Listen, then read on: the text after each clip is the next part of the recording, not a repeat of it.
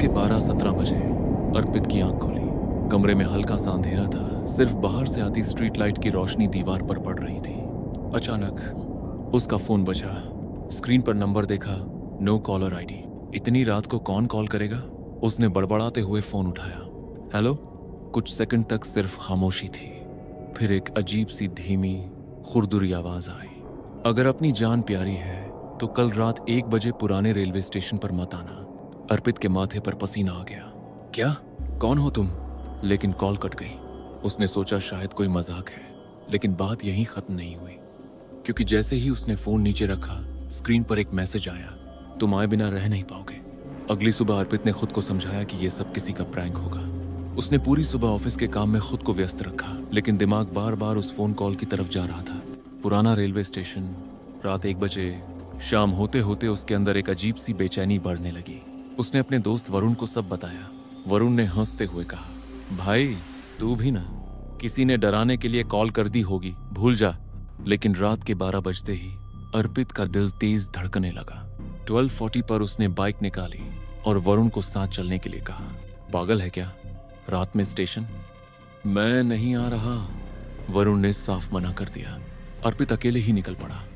सर्द हवा उसके चेहरे पर लग रही थी और सड़क सुनसान थी। 1 बजे से 5 मिनट पहले वो पुराने रेलवे स्टेशन के गेट पर पहुंचा। ये स्टेशन 15 साल पहले बंद हो चुका था। जब एक भयानक ट्रेन हादसा हुआ था, तब से वहां कोई ट्रेन नहीं रुकती और लोग कहते हैं कि वहां रात में अजीब आवाजें आती हैं। अर्पित ने गेट ढकेलकर अंदर कदम रखा। अंदर पूरी तरह अंधेरा था।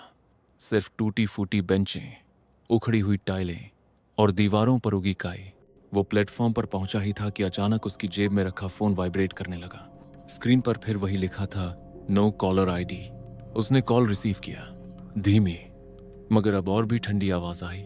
मैंने कहा था यहां मत आना, अब देर हो चुकी है। अचानक प्लेटफॉर्म के दूसरे छोर से कदमों की आवाज आने लगी, लेकिन वहां कोई दिखाई नहीं दे रहा था। अर्पित का दिल जोर जोर से धड़कने लगा। कदमों की आवाज और करीब आ रही थी, टिक टिक टिक, लेकिन स्टेशन में अंधेरे के अलावा कुछ नहीं दिख रहा था। उसने हिम्मत करके अपने मोबाइल की टॉर्च ऑन की और सामने रोशनी डाली।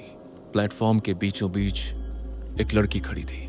सफेद ड्रेस, बिखरे बाल और चेहरा आधा अंधेरे में छुपा हुआ। कौन हो तुम? अर्पित की आवाज काम गई। लड़की ने धीरे धीरे अपना चेहरा उठाया। उसकी आंखें लाल चमक रही थीं और होंठों से खून टपक रहा था। तुम्हें यहां नहीं आना चाहिए था। अर्पित एक कदम पीछे हटने ही वाला था कि अचानक लड़की के पीछे से तेज रोशनी चमकी, जैसे कोई ट्रेन आ रही हो।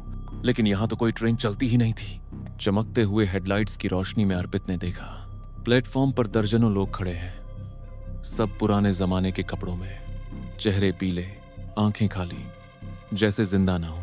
और अजीब बात यह थी, उनके शरीर के कुछ हिस्से गायब थे, जैसे किसी भयानक हादसे में कट गए हो। लड़की ने उसकी तरफ हाथ बढ़ाया। तुम भी अब हमारे साथ चलो। अर्पित डर के मारे पलटकर भागने लगा, लेकिन तभी उसकी जेब में फोन फिर बजा। कॉल उठाते ही वही खुरदुरी आवाज आई, अगर जिंदा रहना है तो प्लेटफॉर्म के आखिरी सिरे पर दौड़ो, पीछे मुड़कर मत देखना। उसने बिना सोचे दौड़ना शुरू किया। ठंडी हवा उसके कानों में सीटी बजा रही थी और पीछे से चीखें सुनाई दे रही थीं। अर्पित प्लेटफॉर्म के आखिरी सिरे तक भागते भागते हाफ गया। सामने टूटा हुआ लोहे का गेट था, जिसके उस पार घुप अंधेरा और सूखी पटरियां फैली हुई थीं। फोन अभी भी उसके कान से लगा था। अब आगे कूद जाओ। वो खुरदुरी आवाज फिर आई। अर्पित ने घबराकर पूछा, कौन हो तुम मेरी मदद क्यों कर रहे हो? थोड़ी देर खामोशी रही, फिर वो आवाज बोली, मदद? मैं सिर्फ तुम्हें वहां से निकाल रहा हूं जहां मैंने अपनी जिंदगी गंवाई थी। अर्पित का दिल बैठ गया। मतलब तुम? उसके बोलने से पहले ही दूसरी तरफ से धीमी हंसी आई, जो धीरे धीरे इतनी भयानक हो गई कि अर्पित का खून जम गया। मैं इंसान नहीं हूं अर्पित, और ये मत भूलना मैंने ही तुम्हें यहां बुलाया था। अर्पित के पैर जैसे जमीन में गड़ गए। क्या तुमने? फोन कट गया। साथ ही पीछे से वही लड़की की चीख गूंज उठी, वो तुम्हें जाने नहीं देगा। अर्पित ने पीछे मुड़कर देखा। प्लेटफॉर्म अब खाली था, लेकिन हवा में धुंध की तरह आकृतियां तैर रही थीं। उनमें से एक आकृति उसकी तरफ बढ़ रही थी। उसका चेहरा अर्पित जैसा ही था। अर्पित ने उस धुंध जैसी आकृति को गौर से देखा। वो धीरे धीरे पास आ रही थी और उसका चेहरा बिल्कुल अर्पित के जैसा था। हर फीचर, आंखें, नाक, होंठ, यहाँ तक कि कान पर बचपन का छोटा सा कट सब वैसा ही। अर्पित के मुंह से कांपते हुए शब्द निकले, तो तुम कौन हो?